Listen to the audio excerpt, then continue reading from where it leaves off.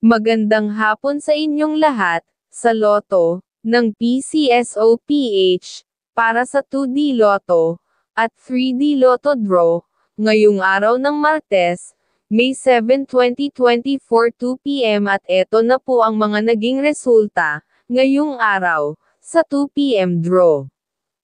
Para sa 2D Lotto, 2 p.m. draw ngayong araw ng Martes, May 7, 2024, ang mga lumabas na numero ay number 7 at number 20, in exact order.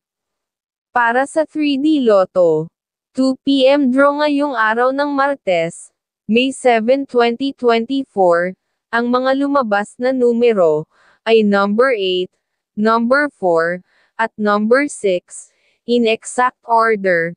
Maraming salamat po sa panunood at mamaya pong muli sa 5 p.m. draw ng 2D Lotto at 3D Lotto.